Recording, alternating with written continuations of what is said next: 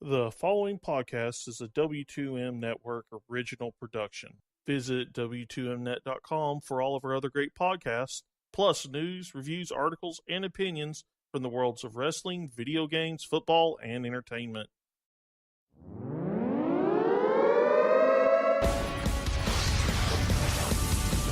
Wrestling to the Max Smackdown Review.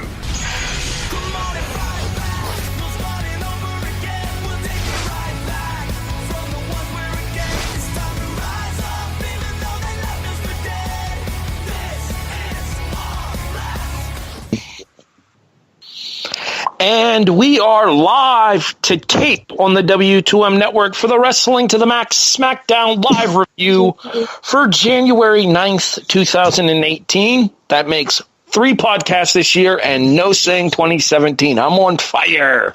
Woohoo! Harry Broadhurst, I am your host. Joining me as per usual, my co-host, Miss Liz Pugliese. Good evening, Liz. Hi, Harry. How are you? Good, how are you? I'm caught up in 90s cartoons because of our pre-show conversation. I'm still Googling them. One of these days, what's going to end up happening is we're going to go to do a review, and we're just going to end up sitting here and talking 90s cartoons for an hour and a half, and frankly, no one will complain. We should do a review of 90s cartoons. Don't give Sean any ideas. He already has me enough podcasts. Sitting in tonight as our producer as well is Paul Easer. Hey, Paul. I'm here and muted like 3 different ways, but what's up, guys? All right. I just wanted him to say hi because he's filling in for Sean tonight to make our lives a little bit easier. Although technically by the time we got started, Sean would have been available. Well. Yes, I was running late. It's okay. Shall we get started with tonight's episode of SmackDown Live? Yes, we should. Okay, before we do so, let me quickly tell everybody that this Wrestling to the Max presentation of the SmackDown Live review is a presentation of the W2M Network, available online at www.w2mnet.com. Though apparently I'm told that I don't have to add the www to that. But if you put the www in front of it, it's okay. It'll still take you to the site. Don't worry. And with that, let's get started. All right, so our opening segment is a little bit different than your traditional SmackDown opening, and I actually kind of enjoyed that. We have an in-ring interview to start the show because, you know, most WWE shows these days do. But rather than having somebody come out and just stand there with a microphone in their hand for 10 or 15 minutes, we actually had this done in a sit-down interview fashion with Renee Young interviewing AJ Styles. I want to ask you first about your thoughts on the presentation before we talk about the actual meat and potatoes of what actually was said during the course of the interview. I mean, I liked it. At first I was a little surprised by it, but I guess that was a good thing. And, you know, whenever they do something like that, you kind of figure, okay, you know, something kind of big is going to happen. All right, so Renee talks to AJ Styles about what happened last week on SmackDown Live. For those of you wondering, you can get more specifically in-depth thoughts on this by checking out last week's SmackDown Live review, available on the W2M Network and your various podcast affiliates. Or you can go check out the show on the award-winning WWE Network in like 3 weeks-ish. You know, there's like a month away. Anywho. All right, so AJ Styles made a statement at the end of last week's episode of SmackDown stating that for all of the battling that he's having to do with Sami and Kevin at the same time, he might as well be facing them both at the same time, to which Daniel Bryan made a 2-on-1 handicap match for the WWE Championship at the Royal Rumble. Styles realizes tonight that that was a very rash statement to make, and he was very upset when he was saying it, and kind of sarcastic, but that's all, folks. But Daniel Bryan took him seriously and made the match. He wishes that he didn't say what he said, but instead he's going to focus on getting the job done. It is at that point when Sami and Kevin make their way down to ringside and mock AJ for backtracking out of his statements from last week, and then say that come the Royal Rumble, we will have the first ever co-WWE Universal Champions. Your thoughts on the content of both Styles' promo as well as Kevin and Sami's before we talk about how this segment wrapped up? I thought it was really good. I thought they were all, very much on, tonight. I'm loving Sami and his crazy jumping around. I think this whole plot line does the most actually for him than anyone else. Excuse me. There's just a certain level of Sammy douchebaggery that you didn't expect to see coming out in him, and he's able to play it off with such nonchalance. It's so fabulous. Like, he's always been portrayed as this super white meat baby this entire time he's been in the WWE, and here he is acting as this totally condescending dick, and he's pulling it off perfectly. Mm-hmm. Yeah, he really is. Okay. So that brings down Shane McMahon to ringside, and Shane McMahon says that since Daniel... What was that? I said boo. Oh. Completely threw me off track there. All right. Shane comes down to ringside and says that since Daniel Bryan made the 2-on-1 handicap match for the Royal Rumble, tonight we're going to have ourselves a handicap match of our own.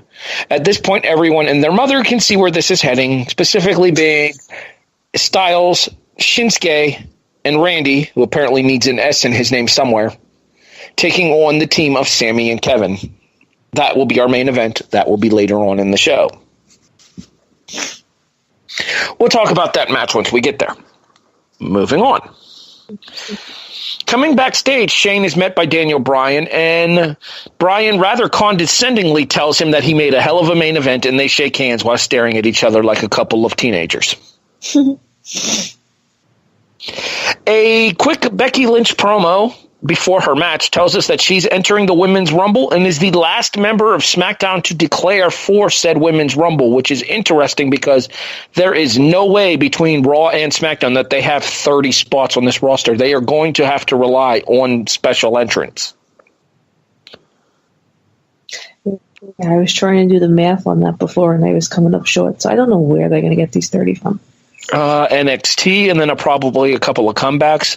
Kurt Angle, I don't know if you caught this during Raw last night, but before Angle was interrupted backstage, he was talking to somebody about making for a excellent surprise entrant in the Women's Rumble. Yeah, no, I caught it. I have this fear that it's going to end up falling extremely flat. Well, everybody's expecting Trish or Lita. I don't think that's likely. I think we're much more likely to see somebody like Victoria or Molly. I think Lita will probably be on commentary for it, since she's been doing a lot of that. Well, Beth is doing the mixed match challenge. Beth is doing the mixed match challenge. Yes. Now you screwed me up. Match challenge. Match challenge. Mickey Mouse Club. From that, we're just calling it MMC because apparently neither of us can say it cleanly. But every time somebody says MMC, I start going M-I-C-K. M-O-U-S-E. Yeah, I can see Beth though coming back for the Rumble, because wasn't she like one of the a second woman or something to be in the Rumble? She was. Unfortunately, the first woman to be in the Rumble will not be able to come back for this match. Yes, very true. So I can see Beth coming back for the Rumble and Lita doing commentary for it. And now I really want to see Karma make an appearance just because I want to see these women in the ring poop their collective pants. Ooh, Karma versus Nia. Is Nia in the Rumble? She is, as of Raw. I didn't pay attention. Okay, somebody needs to make that happen. All right, anywho, back to the match. Becky Lynch and Ruby Riott goes to Becky Lynch via submission to the Disarmor at 8 minutes and 15 seconds. Okay, so I know we've already beaten Ruby on television, so I guess I'm okay with her losing to Becky because I like Becky having the opportunity to look good here. But kind of like what Tony and Andrew and I talked about last night on the reaction, you can't debut these stables and then having them look like just another act 3 weeks into their run. So, what's the ones on Raw? Absolution? Yes. Their gear and their look makes them look a lot more formidable, a lot more polished. The Riot Squad still looks like a group of younger sisters trying to chase after, their older sisters. They still look too much of a mess in gear-wise for me. And I lost interest in the match after waiting for every freaking woman to go through their entrance. It was ridiculous. Yeah, what happened to teams, man? Why couldn't Becky, Charlotte, and Naomi come out together? Oh, because then Charlotte wouldn't have gotten her individual entrance and Naomi wouldn't have been able to glow. That's why. Yeah, I was done with it. That's horrible to say. By the time that, by the time the Riot Squad came out, the entrances took longer than the match. I mean, probably not, but it felt that way. It certainly would have felt that way. Are we going to wait until we do next week's episode of SmackDown to give our official Rumble prediction? Oh, wait, no, we're still 2 weeks away. My mistake. 2 weeks away, yeah. Yeah, are we going to do that on our go-home SmackDown like we usually do? Yes. Okay. Because I was kind of going to ask if you were leaning any way or another, but I don't want to give anything away before we make our predictions in 2 weeks, so let's go ahead and just move on here. Sammy and Becky as a team in the Mixed Match Challenge. Okay. So, I think everybody suspected that they were going to put the gingers together, even though one of them, I believe, is a fake ginger, but whatever, I like Becky. She might not be, I don't know. But, she's ginger adjacent. Yeah, so stupid. But it's, I don't know, I have a hard time with it, only because I've enjoyed their little vignettes of, the people finding out who their partner is. But isn't everybody supposed to, hate Sammy now? So for me, it was a little weird, but I like it. We'll see. I have no interest in the MMC at all. KEY. Yeah, so we'll see. We'll see what happens. I mean, but actually, their even though Sammy looked ridiculous, their little clip of finding out who your partner was, I think Becky was the most believable and be acting surprised. Well, not to mention, too, there's a lot of history between the two of them as well. They've been running the same roads over the years before they were both signed, too. So I'm not really surprised here. This team makes sense. Oh, it makes sense. The obvious looks factor, too. And as Sean will tell you himself, I am decidedly pro-ginger currently, thanks to that glorious bastard Andy Dalton. I don't know who Andy Dalton is. It's a football reference, don't worry. Okay, thank you. Moving on with SmackDown here, the Ascension and the Bludgeon Brothers, and the Ascension just got treated like they were Breezango facing the Bludgeon Brothers. Jesus! I mean, I get that they're making the Bludgeon Brothers look nice and dominant, but they need to have a bigger match by now. It's how many weeks? What, a month? More than that, it was right after Survivor Series.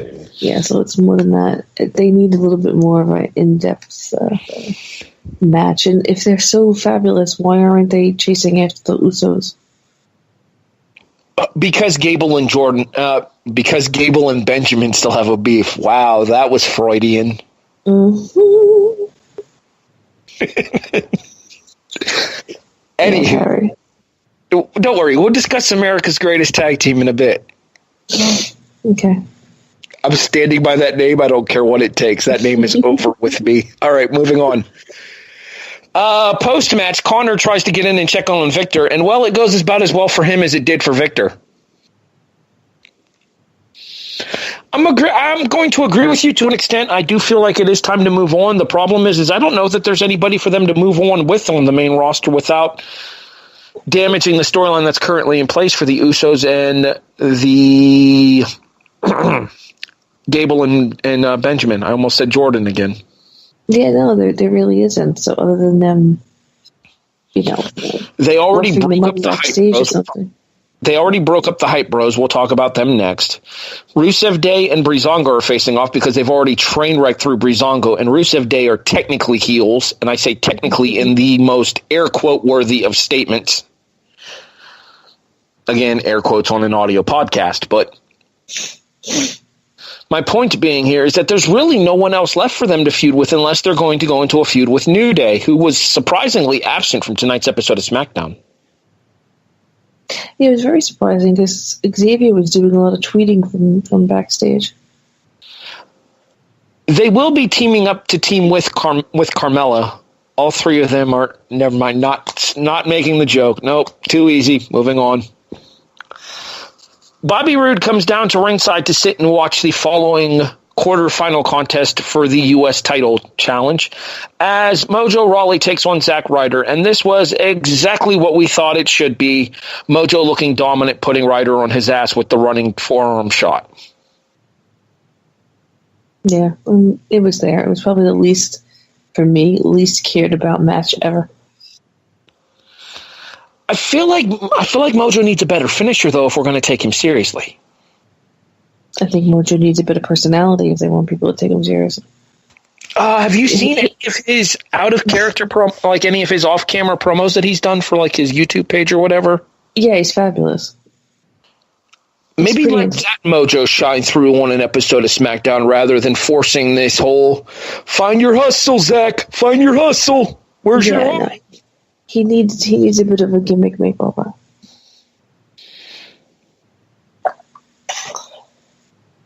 All right. Post-match, Rude and Foley have a face-off, and they will end up facing each other in 2 weeks to determine who's going to face Jinder Mahal at the Royal Rumble. They're really dragging this out, aren't they? Well, I mean, the Rumble's 4 hours. They got to fluff it somehow. Yeah, no, I mean, the whole tournament. It's like, oh my God, get over it. Tournaments equal money, Liz. Everybody loves the tournament. Well, yeah, we're so good. All right. So, the aforementioned America's Greatest Tag Team is up next, and they're out to complain about what happened with them last week here on SmackDown. Again, for more information, consult last week's SmackDown Live review. They talk about the fact that, technically speaking, they had the Usos beaten, but then a referee came down to ringside and restarted the match. Correctly, granted, but not something you traditionally see in the WWE unless they're going somewhere with it, as is the case tonight. They proceed to call out the referee down to the ring and instead get SmackDown General Manager Daniel Bryan. Bryan comes down and talks to them and says that by disrespecting the referees, they're disrespecting management. Because apparently now on this particular issue, management is getting along. Yeah, go manage! Really? Really? Really? That was my reaction. Anywho. So Bryan says that sometimes these things happen and that the referee's decision is final. Benjamin agrees that the referee's decision should be final since the referee's original decision was them counting down the shoulders of the Usos and Gable and Benjamin winning the tag titles. This ends up leading to the fact of, I think it was Gable who said, what do we have to do? Beat them twice in one night? And you see the little light bulb go off over Bryan's head, and I think pretty much the majority of the IWC's head once he said twice in one night. And we officially make a 2 out of 3 falls match for the SmackDown tag titles that will be on the kickoff show for the Royal Rumble because screw you tag teams. I mean, because reasons. Okay, before we discuss the match, because I do want to kind of discuss that a little bit here, but we'll save predictions for when we do the Go Home SmackDown. Let's first talk about the segment itself. What were your thoughts on this segment in particular? I really enjoyed it. I thought Gable and Benjamin were great, especially Gable. I mean, Shelton's always great. I love Shelton. But Gable, like we've said before, he's really coming into his own. The two of them were very, very entertaining together tonight. They really played off each other. I kind of feel like if it wasn't for Sami, that you could kind of give that whole condescending douche award to Gable instead.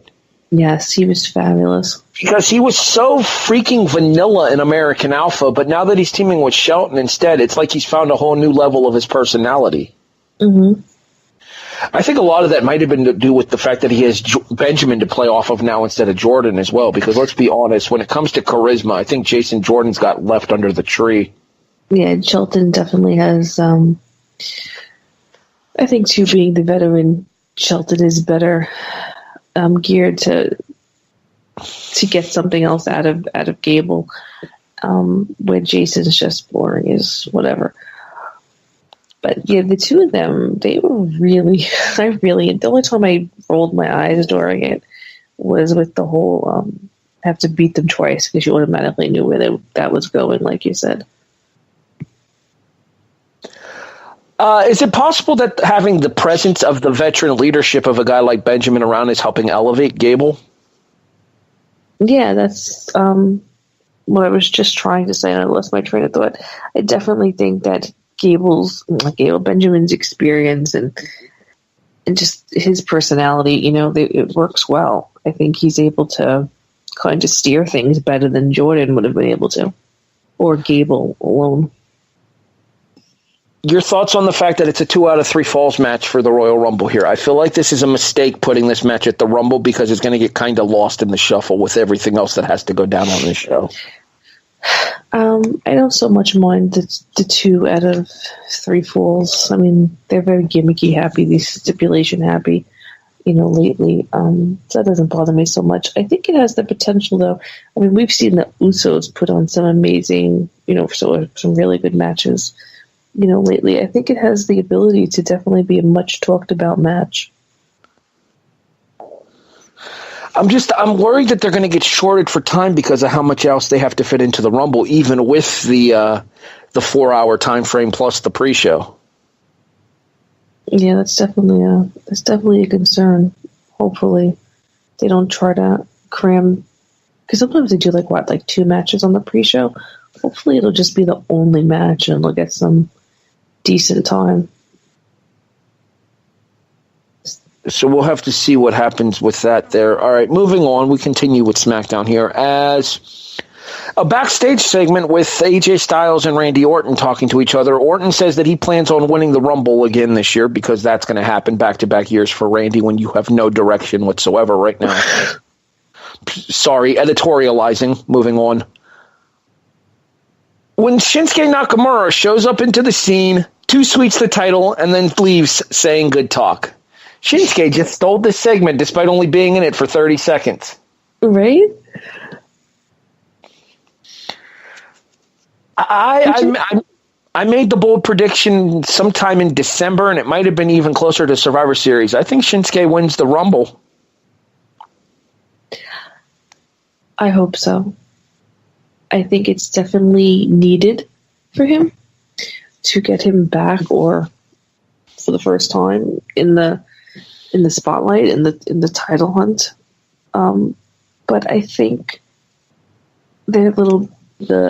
oh God, I'm so sorry. The 10 seconds, that he was in the segments were perfect. I think because there still is a bit of a language barrier or struggle, that they're really, the little bits that they're using him with like that are really helping to get him over with some of the fans that don't really get him. It's just going to be a case of whether or not they can find that balance for Shinsuke here, because I think that they feel like the champion needs to be able to cut these promos and stuff. And Shinsuke's mastery of the English language that we've seen on screen thus far, not to say that he doesn't in his personal life, but that we've seen on screen thus far, his English language is limited, much the same way as Asuka's is on Raw.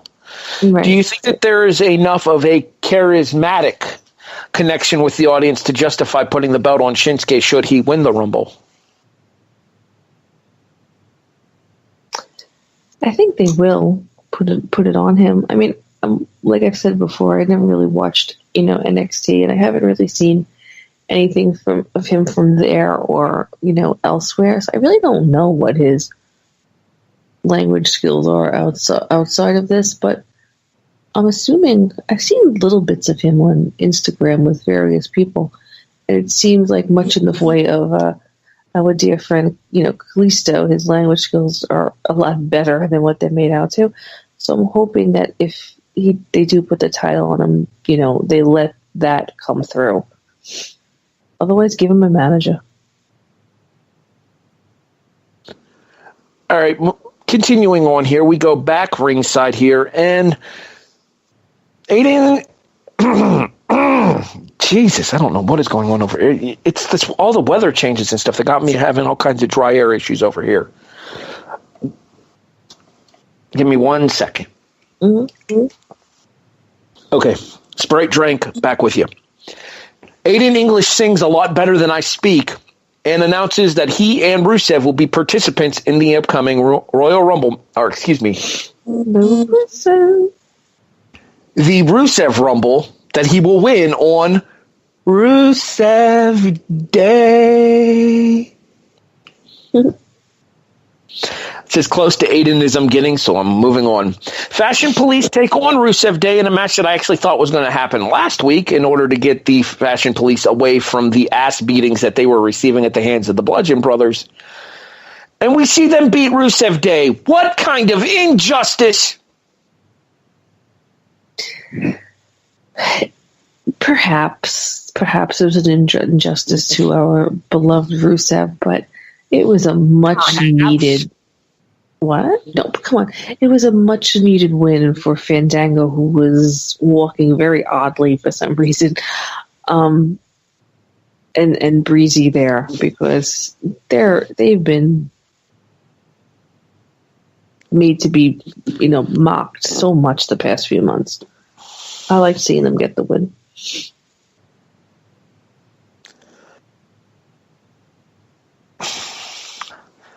There's a phrase that I've heard many times before, Liz, and I'm sure you're familiar with it. Are you familiar with the phrase striking while the iron is hot?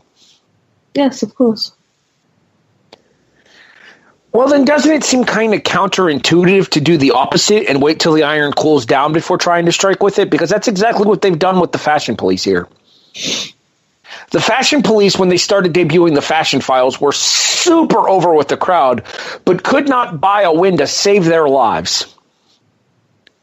Now, Rusev Day is a thing that is super over with the crowds, and I will point out to you, is the top-selling shirt on WWEShopZone.com.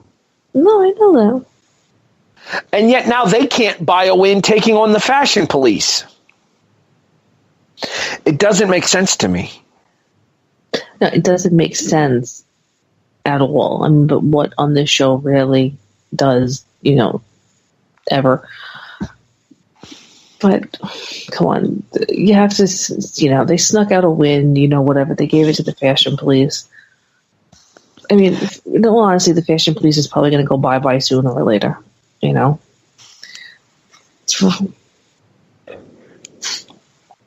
only way I'm okay with this is if this is the beginning of a longer story where Rusev and English attack the Fashion Police next week on SmackDown to get their revenge. Oh, I can totally see that happening. Because I feel like there's potential in these teams having longer matches than just the 4 minutes or so we saw on tonight's episode of SmackDown. And I feel like if you give these four men the opportunity to have a 10 to 15 minute match at, let's say, the SmackDown B show, I think their next show was Fastlane after Rumble. Mm-hmm. If you give them 10 to 15 minutes to have a match on Fastlane, you'll have one of the better matches of the night rather than having them in a throwaway 5-minute match here on SmackDown tonight. Hopefully they don't get some horrible match added to the pre-show. Oh, no, they're getting the pre-show because that's what the WWE does. The hot acts go on the pre-show. Well, no, I know they'd probably get a pre-show. I'm saying I hope they just don't get add another match to it. Oh, you mean between these two teams for the Rumble? Yeah. I don't think they'll do that. I like I said earlier, I feel like this would probably be better off saved for like Fastlane. That's what I'm saying. I hope they don't rush it and give them a pre-show match. Which allows me to take this opportunity to let Sean know that if he is expecting a Wrestling Unwrapped reacts to Fastlane, he might be disappointed because I might be going to Fastlane. Oh, excuse you. Where is Fastlane? Pittsburgh. Oh. Or not Pittsburgh, Columbus, sorry. It's two different states. Columbus. Battlegrounds in Pittsburgh. Okay. I have 2 pay-per-views this year within 3 hours driving of me. Technically, Pittsburgh's about an hour away. Neither here nor there. So, main event time. You ready? I guess so. Handicap match, Styles, Shinsuke, Orton. Again, Randy, you need an S. Actually, you know what? Styles, Shinsuke, Snorton. Why not? Taking on Kevin Owens and Sami Zayn. Match happens. Sami and Kevin walk out. Shane shows up and makes it no count out. Stop me if you've seen this cliche before. Care to guess what happens next, Liz? Shane comes out, starts the match, no count out. Okay, a little bit later on in the match, Kevin uses a chair. Shane comes out, restarts the match, no disqualifications. Yeah. Congratulations, Shane. You are turning into your father. Yeah, there's so very little that is redeemable about Shane's character lately, but I guess that's what they want, so it's working. But I mean, the match was for about 10 seconds. You figured, well, maybe Sami and Kevin will win this one. I forgot who won last week or how it ended, to be honest with you. But yeah, it became pretty predictable. I mean, quickly.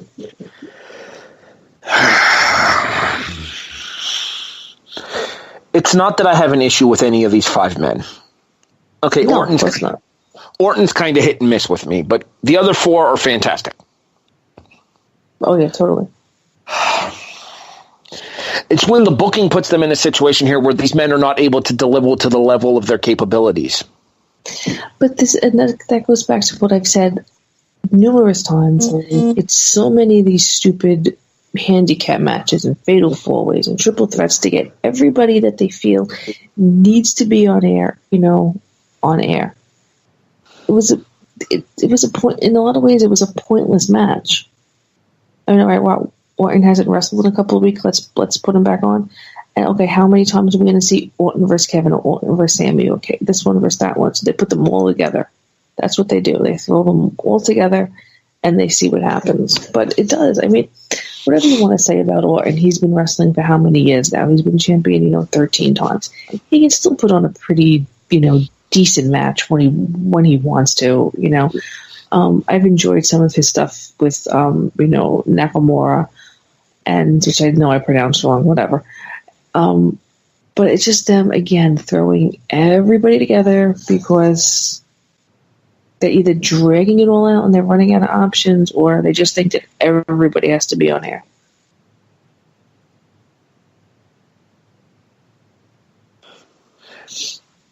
We go off the air once again with Shane and Daniel Bryan bickering. Yeah, I'm over it. The problem is that they've always considered SmackDown to be the land of opportunity. Mm-hmm. Well, in the process of them becoming the land of opportunity, they're also becoming the land of authority, because much the same way that Triple H and Stephanie used to dominate Raw, we find ourselves in the same situation where Shane and Daniel Bryan are now dominating SmackDown's airwaves. Unless you were in a match, there's only 2 people that appeared in more than one segment tonight. Care to guess who those 2 people were? Shane and Daniel. Uh-huh. Yeah, it's like I said, I'm over it. It started out really interesting, but like you said, now it dominates everything. I'm not one of those fans that despises Hunter and Stephanie just for the love of despising them. I don't like their on-air characters, Stephanie more than, Hunter. But, whatever. But like you said, now it's becoming the same thing. I have very little, I don't get any enjoyment out of it. It just becomes extremely redundant.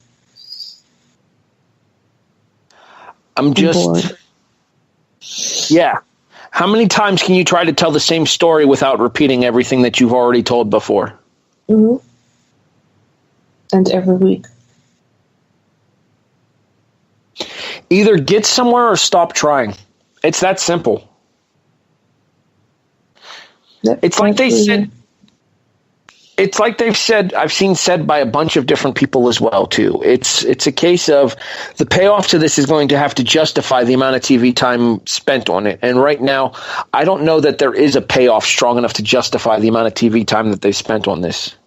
Yeah,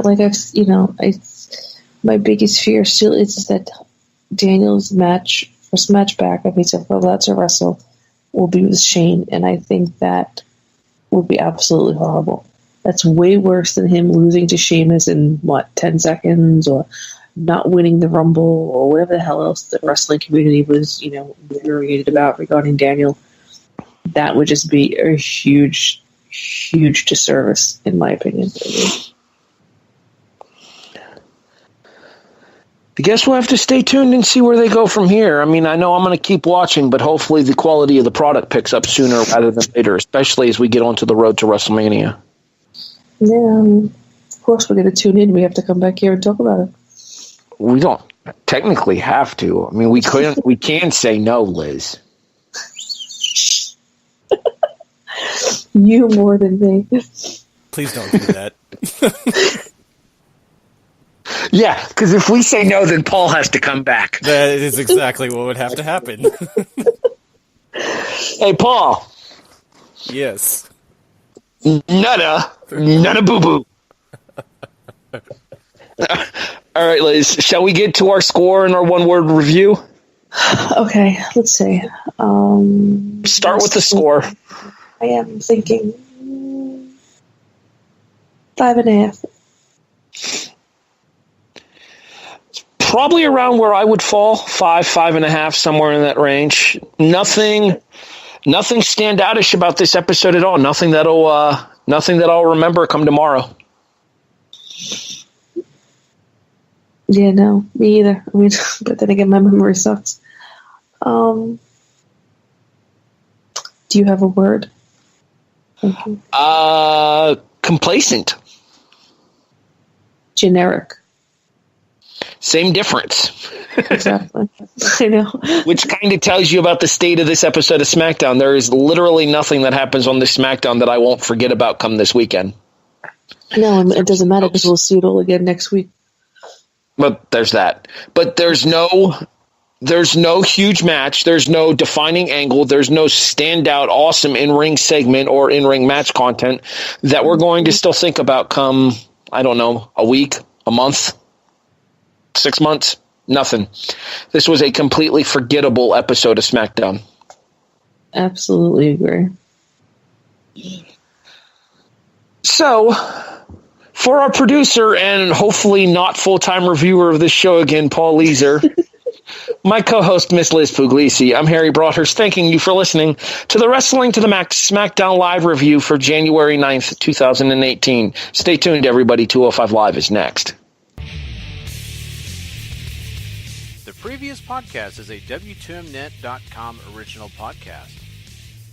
For more great content like this, go to W2Mnet.com for the worlds of wrestling, video games, entertainment, and sports.